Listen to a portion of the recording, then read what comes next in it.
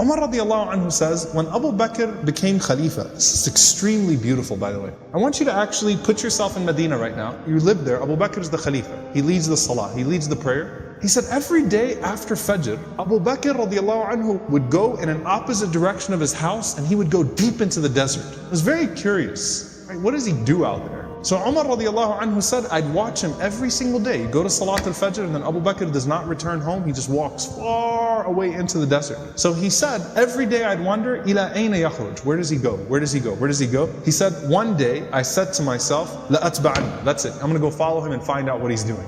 I just can't get over this curiosity of mine. So Umar radiallahu anhu said, I kept the pace from him to where he was at the end of my eyesight, meaning I walked just as far away to where I could still see him. And then he said, I saw him go into this beat up old house. So Umar radiallahu anhu said, I quickly went and I hid behind. And he said, he spent a long time in there. It wasn't like a short amount of time. He spent a long time until after the sun was up, meaning it was getting hot. This is after Fajr, this is way past Duha, way past sunrise. And it got hot and then Abu Bakr radiallahu anhu left the home and he made his way back to Medina. He said, this is way out of the city of Medina now. This isn't even the city of Medina right now. Way out of the city of Medina. So Umar radiallahu anhu said, I waited until I could no longer see him, meaning he made his way back to Medina. And Umar radiallahu anhu said, I knocked on the door, okay? And he said, this woman opened the door. She was elderly, she was frail, she was blind, and there were a bunch of little kids running around, okay? So I said to her, Assalamu alayki, ma sha'nukum ya amatullah. I said, peace be unto you. What is your situation, O servant of Allah? And she said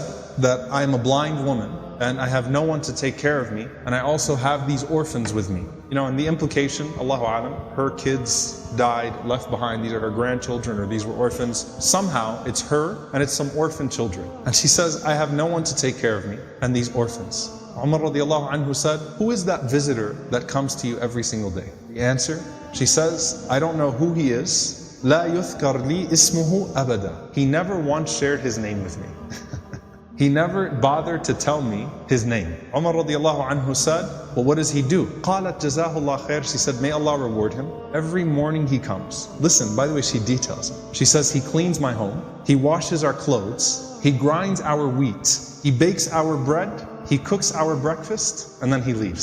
Subhanallah. Think about that. If this was the only narration we had about Abu Bakr, it's incredible.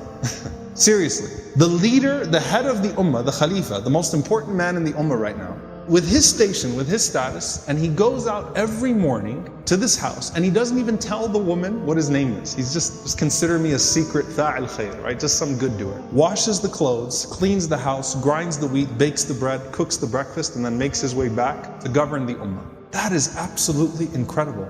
Umar radiallahu ta'ala anhu says, every single day, like, is this really what he does every single day? She said, every day, may Allah bless him. Umar radiallahu anhu said, do you pay him anything? She said, nothing. Umar radiallahu ta'ala anhu started to cry and he said, أَتَعَبْتَ الْخُلَفَاءَ بَعْدَكَ يَا أَبَا بَكْرِ. You have exhausted every successor of yours, O Abu Bakr. You've exhausted us. Anyone that comes after you is exhausted. Because this is a standard that is impossible for us to meet. A gem here, by the way, very important. Can you imagine how many deeds of Abu Bakr that history has never recorded?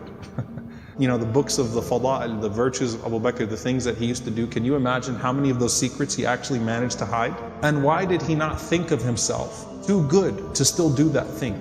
And by the way, a lesson for all of us. If you're someone who does some khair that everyone knows about, you better have some khair that only Allah knows about. Right? You better have some khair that only Allah subhanahu wa ta'ala knows about. And let it be an involved khair too. Okay? An involved form of good. Not just a secret charity. But this is something that has a spiritual reminder and effect on him too, right? Going and visiting this elderly woman and her orphans every single day and doing those things.